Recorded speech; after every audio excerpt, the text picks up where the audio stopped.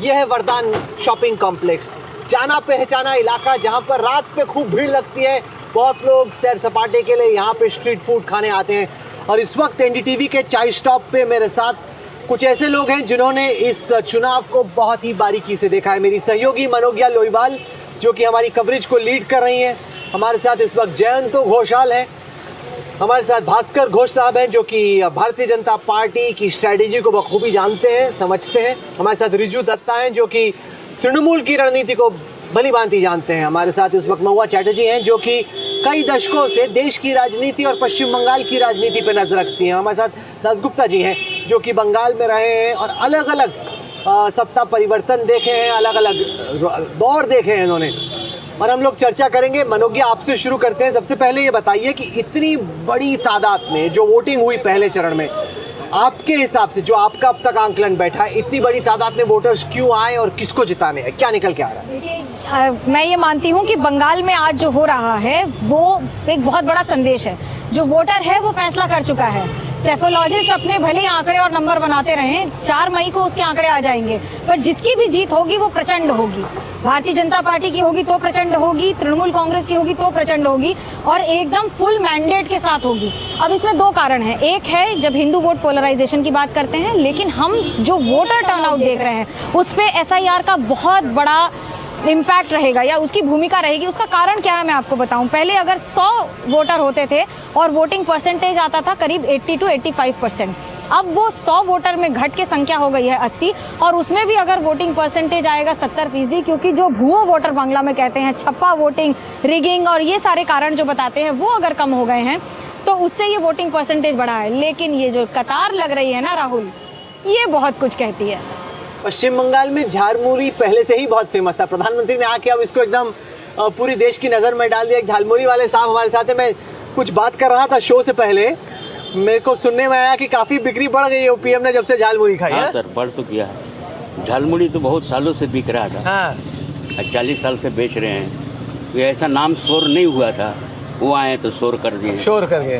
बिक्री आपकी पहले भी चल रही है? चल रहा था। आज अब झालमुरी पे पॉलिटिक्स हो रही, पहले मछली पे हो रही थी, अब झालमुरी पे हो रही है।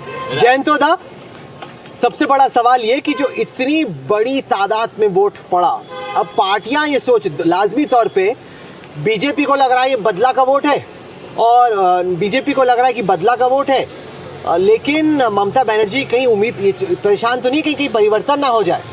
बिल्कुल। देखिए, पश्चिम बंगाल में नहीं, पूरी देश में हम पत्रकार के नाते बार बार ये कहते हैं, जब भी बहुत ज़्यादा परसेंटेज होता है तो हम क्या कहते हैं, हम कहते हैं इससे एंटी एस्टेब्लिशमेंट वोट, ये एंटी इनकम्बेंसी, यही माना जाता है। इस बार जो 90% से ज़्यादा, ये तो मैं 43 ईयर्स कवरिंग वेस्ट बंगाल, कभी मैंने ये परसेंटेज तो देखा ही नहीं।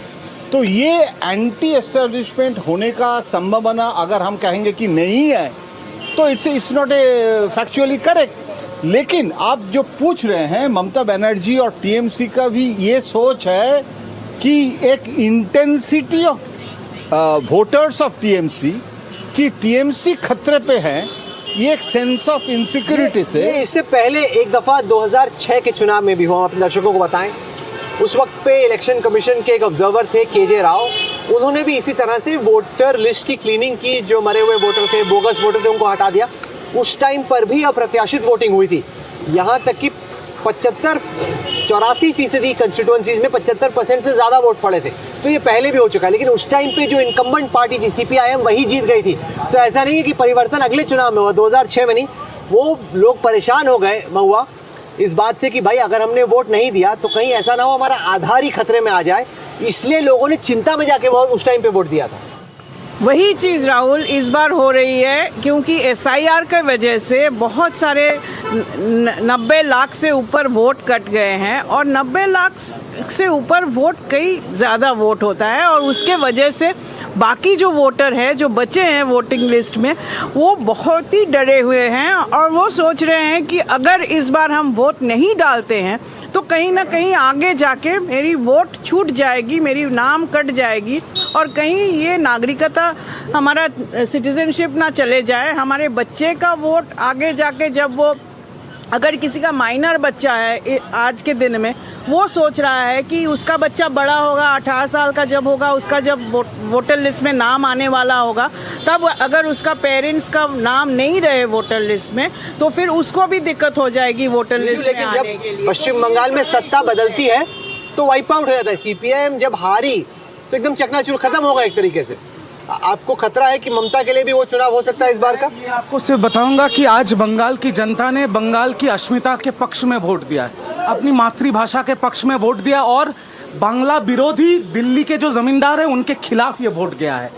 हम आज के डेट में 152 सीटों पे चुनाव हुआ है, उसमें हमें सिर्फ और 20 या 25 सीटें चाहिए सरकार बनाने में, बाकी तो लीड की बात है। आपको लग रहा और है कि नंदीग्राम आपके चहीते शुभेंदु अधिकारी वो नंदीग्राम से हार चुके हैं, ये जब मिलिएगा तो बता दीजिएगा उनको। भवानीपुर तृणमूल से भी दावा कर हारेंगे। रही है। भास्कर जी जैसे बता दूं, वैसे आपकी झालमुड़ी बहुत टेस्टी है, मैंने दिन में रेस्टोरेंट में भी खाई थी, उससे 100 गुना बेहतर है। छा गया, बहुत बढ़िया। नहीं, तृणमूल दावा ठोक रही है कि हम ही लोग फिनिशिंग लाइन के नज़दीक आ गए हैं और जब दक्षिण बंगाल में होगा तब तो हम छक्का मार देंगे। राहुल जी, इसी की वजह से दीदी ने एक मन से बोली किसी को वोट नहीं देना है, मुझे वोट दो। मतलब किसी के ऊपर कॉन्फिडेंस दीदी का खत्म हो गया है। किस लिए खत्म हो गए हैं? 2021 के पहले हमारा परसेंटेज वोट था 10.16, 21 में हमारा हो गया 38। और ये जो कह रहे हैं ना कि कैसे इनको खदेड़ा जाए, इस बार जनता ने दिखाया 38 से हम शायद 60% में आ जाएंगे। ये जो रैशनल ग्रोथ, इरेशनल बात करके दीदी कह सकती है इरेशनल बात के सबको छोड़ो मुझे वोट दो, ये डेस्परेशन क्यों आया? उनको भी पता है कि सिंडिकेट राज, पॉलिटिकल टेररिज्म और घुसपैठिया, ये तीनों का जो चल रहा है, उसके साथ बाली माफिया, खदान माफिया। आप देखो आज शांतनु सिन्हा, एक पुलिस ऑफिसर के पास कितना संपत्ति हो गया है, 200 करोड़ का संपत्ति है। एक आम पुलिस ऑफिसर, उसमें वो किसमें ये है इन्वॉल्व है, बाली, खदान, कोयला, आज इलीगल कंस्ट्रक्शन, सब में इन्वॉल्व हो गया। पूरा तंत्र जो है ये एक गुप्ता जी, आप दोनों में कन्वर्ट हो गया। साइड्स के दावे सुन रहे हैं। इसके लिए 38 से देखिए भाई, झालमुड़ी देखिए भैया, दोनों साइड्स के आप दावे सुन रहे हैं। क्या आपको लग रहा है कि बड़ी जीत होगी या टाइट इलेक्शन होगा? Yeah, if you allow me, I'll continue with English. हाँ, भाषा पे कोई पाबंदी नहीं है। The thing is, in one of your analysis, you had shown that the difference between the BJP and the Trinamool was about 10%. The SIR, 2021 के चुनाव में, हाँ। the SIR has removed 12% of the voters. So there is a link. There is a possibility of a turnaround. There can be a change. I mean, you can't be, it's a generalization, but there is a possibility. And SIR has worked in favor of BJP, certainly. Whether they have done it consciously or not, that's a different question. But this has happened. आपको लग रहा है कि भाजपा को ज़्यादा फायदा हुआ? झालमुड़ी तो हमने टेस्ट की, यहाँ पे पुचका वाला भी बड़ा फेमस है, मनोगे पुचका वाला, वहाँ चलते हैं, एक बार ट्राई करते हैं और बातचीत हम लोग जारी रखेंगे। जयंतोदा आइए। पानी के बताशे नहीं कह सकते हैं, हाँ। उसको पुचका ही कहना होगा। क में छोटे ऊ की मात्रा, च और क में आ की है बड़ा मात्रा। जबरदस्त। ये याद रखिएगा कि जो पहले चरण का चुनाव हुआ वो इलाके थे जहां पर बीजेपी का स्ट्राइक रेट बीते चुनाव में ज़्यादा हाई रहा है, क्योंकि उत्तर और पश्चिम का जो इलाका है वहां पे अब तक वोटिंग हुई है। अगर भारतीय जनता पार्टी को पश्चिम बंगाल में जीत प्राप्त करनी है तो उन्हें जीतना होगा दक्षिण बंगाल के इलाके में। कोलकाता का जो इलाका है, इसके इर्द गिर्द जो मेगा सिटी का जो इलाका है, वहाँ पे उन्हें जीत दर्ज करनी होगी। सर, क्या नाम है आपका? विवेक शर्मा। विवेक शर्मा जी, खिला दिए भाई अपने जरा पुचके थोड़े से। हाँ, पुचका आप खाएंगे? हाँ, खाइए भाई, सब खाइए, लीजिए मनोगिया लीजिए। क्योंकि अगर जयंतोदा बीजेपी को जीतना है तो ये बात बड़ी साफ है कि ये नॉर्थ में जीत के नहीं होगा। नॉर्थ में तो 2019 में 2021 में भी बीजेपी का परफॉर्मेंस है। ये है गढ़ सेकंड फेज वाला, जहाँ पे बीजेपी को जीत दर्ज करनी। बिल्कुल। और नॉर्थ के जो इम्पेटस मिला है, जो परसेंटेज ऑफ वोट और बीजेपी का जो मोदी जी, अमित शाह जी आज भी जैसे एकदम एग्रेसिव कैंपेन कर रहे हैं, इसका असर भाजपा को लगता है साउथ बंगाल में भी जो पहले स्थिति था ये बदलेगा। और उस मतलब उम्मीद से इस बार सेकेंड फेज में बीजेपी जा रही है। आपको चिंता है रिजू कि जिस तरीके से उत्तर में भारतीय जनता पार्टी ने अपने पैर जमाए इस चुनाव में, प्रयास वो काफ़ी टाइम से कर रहे हैं, लेकिन इस चुनाव में दक्षिण बंगाल में भी बीजेपी अपना थोड़ा डेरा जमा सकती है? देखिए इस बार जो वोट हुआ है, हम लोग यहाँ फुचका खा रहे हैं, पहले झालमुड़ी खाया। मैं आपको एक ऑब्जर्वेशन देता हूँ। यहाँ से लेके वहाँ तक जितने भी लोग यहाँ पर अपना फैमिली के लिए 2 रुपए कमा रहे हैं, आप अगर देखेंगे तो ये सारे बिहार और उत्तर प्रदेश से आए हुए हैं। यही बंगाल है, बंगाली लोग कहाँ हैं? यही बंगाल है कि हम सबको लेके चलते हैं, पर जब बंगाली यहाँ से उड़ीसा गुजरात जा रहे हैं, उनको बांग्लादेशी बोल के पीटा जा रहा है। और ये वोट उसी के ऊपर हुआ है। और रहा बात, आप जो मेरे को सवाल पूछ रहे हैं, उसका सिंपल जवाब ये है कि उत्तर बंगाल में इनके वोट बैंक था राजवंशी वोट, जो एसआईआर में 60% कट गए। दक्षिण बंगाल में इनका था मथुआ वोट बैंक, उसका 70% जवाब दीजिए। रिजू बोल रहे हैं कि भाई हम तो बाहरियों को इनवाइट करते हैं, देखिए सारे पुचके वाले, सारे कुल्फी वाले, वो सारे बाहरी हैं, बाहर जाके हमें बांग्लादेशी करके हमारी पिटाई होती है। राहुल जी, जैसे हम लोग फुचका टेस्ट कर रहे हैं, फिर हम लोग बोल रहे हैं कि फुचका अच्छा है। अभी टेस्ट की बात जब आती है, जो एसआईआर में काटे उसमें मथुआ इतना, राजवंशी इतना, ये इन्फॉर्मेशन भगवान ऊपर से कोई बोल दिया है क्या? नहीं बोल दिया ना। अब देखिए एग्जाम्पल, मैं स्टैटिस्टिक्स इंजीनियरिंग के छात्र हूँ, स्टैटिस्टिक्स से बात करता हूँ। राजवंशी अगर हमें खफा है तो ये 92% कौन दिया? बांग्लादेशी आके दिया, घुसपैठिया आके दिया।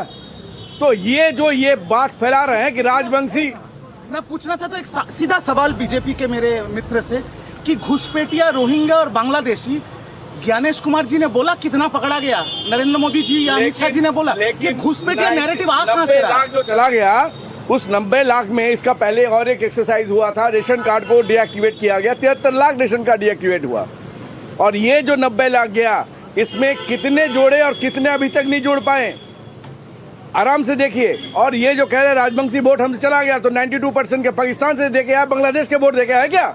ये हमारे वोट है। एसआईआर का मनोगी आपके हिसाब से पहले चरण में क्या असर पड़ा? सर आपके पुचके तो बहुत टेस्टी हैं, इसमें कोई डाउट ही नहीं है। मालदा, मुर्शिदाबाद, ये सारे वो जिले हैं जहां पर सबसे ज्यादा एसआईआर की वजह से वोटर के नाम कटे हैं जो थे ही नहीं। क्योंकि जिस तरह से क्लेम्स हो रहा है या फिर जो एडजुडिकेशन के लिए है, पूरा जुडिशियल प्रोसेस है। हमने एक्सक्लूसिव इंटरव्यू किया था Manoj Agarwal, chief electoral officer का।